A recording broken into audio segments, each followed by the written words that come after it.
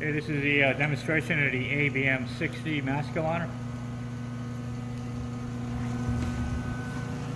I just want to point out here's your main power switch on and off.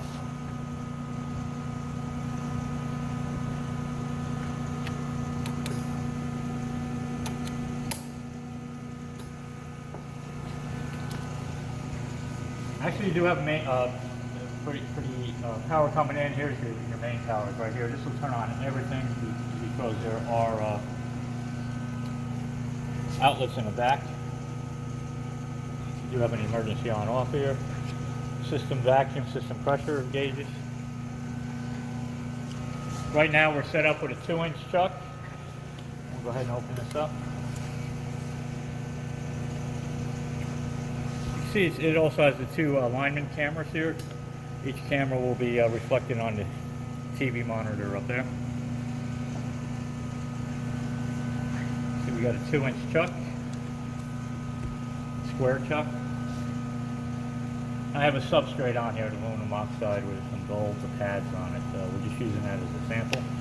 And we'll go ahead and bring this down. As you can see, we have a 4-inch mask.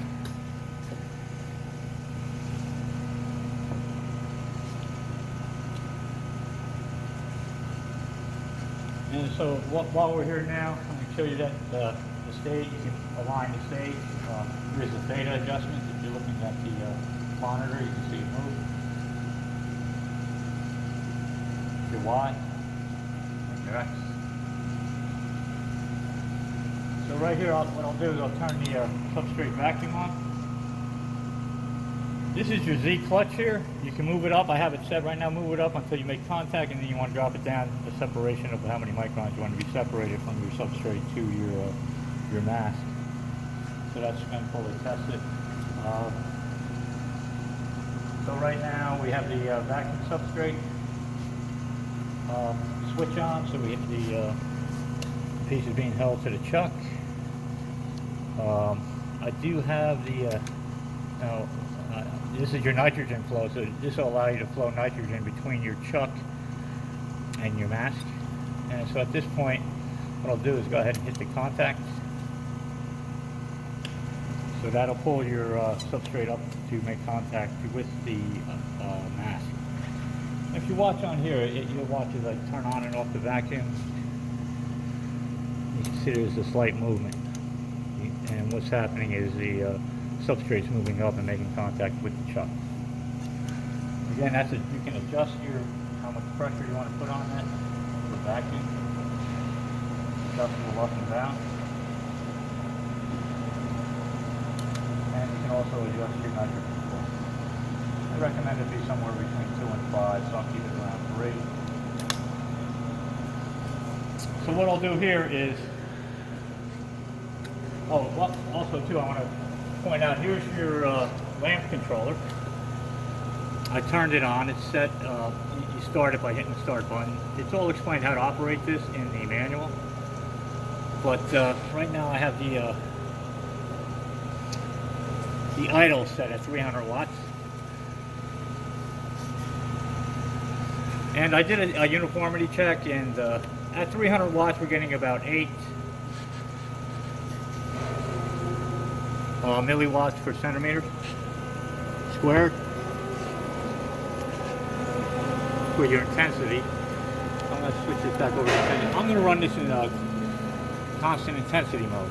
And that, again, it's explained in the manual. You set that with your set here and your cal here. And it'll give you a routine how to set that up. But I did a uniformity check using our optical monitor. The uniformity is at 1%, which is very good. Doesn't come with it, right? This is our house monitor, our house optical monitor, and you'll have to buy your own when you want to do your intensity checks on it. But like I said, we're somewhere around 8 at 300 watts and a uniformity of 1%. We'll go ahead and run a sample through here. I'll set the timer here to 5 seconds. Put it in auto mode.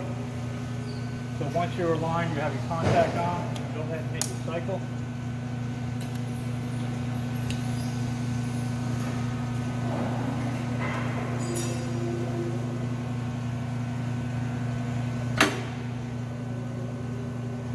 see the timer's counting down. It'll count for 5 seconds.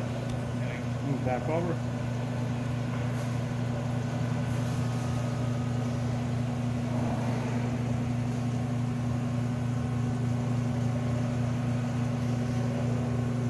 You see your alignment camera just move out of the way.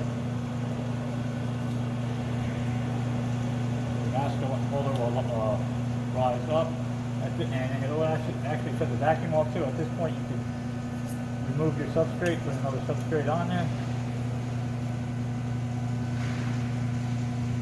Go ahead and hit the vacuum, bring the mask down as well as the alignment cameras. And you can see we're off now, but at this point you can do an adjustment. There we go, we're pretty close. Just the data.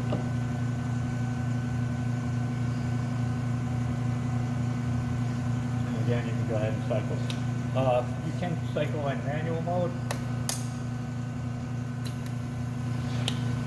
I'll just turn the contact on.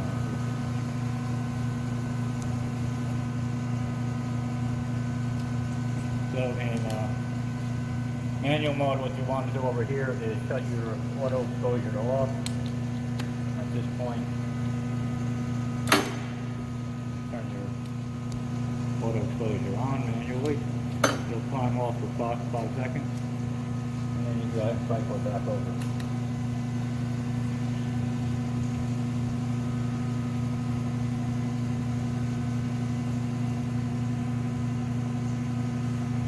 I just want to walk around the back. I want to talk about some of the utilities. You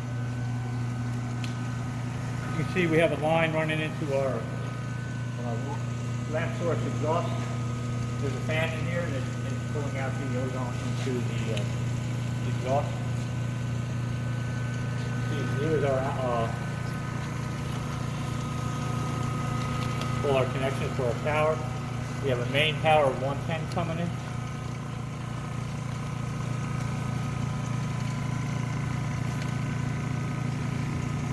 We just have one line coming in for 110. It'll run these outlets. And there's a switch in the front that'll turn these outlets on. That's the main switch. We have a house vacuum here hooked up to our vacuum port. And it requires about 25 inches of mercury. So a little diaphragm pump here is sufficient. Again, you'll have to get your own pump. And then there's a input for your nitrogen. They recommend, I have it set around 5 psi, and then your CDA in to operate the valves. And I have that set at about 30.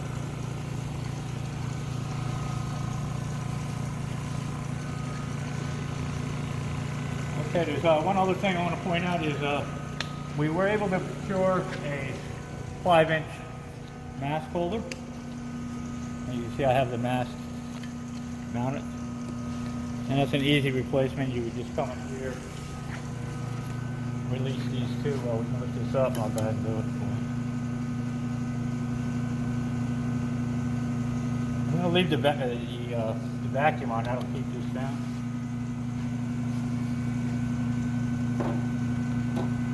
Actually, that'll hold you there.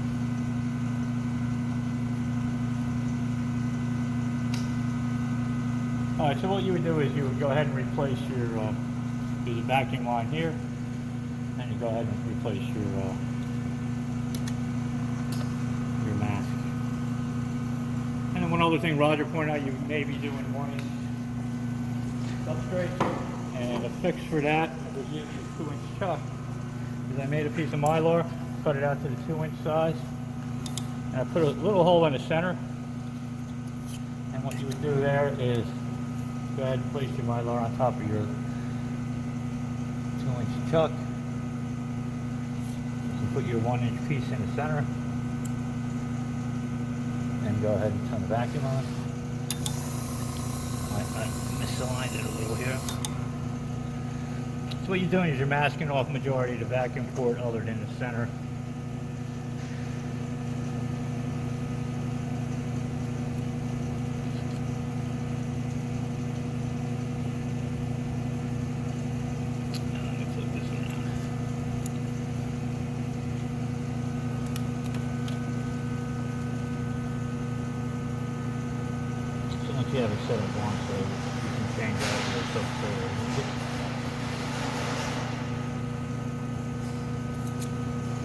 again, the hole is right in the center, the vacuum hole.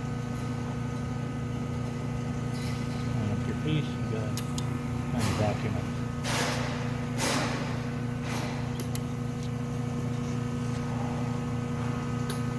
So that's how you can use a smaller substrate if necessary, or an odd size piece.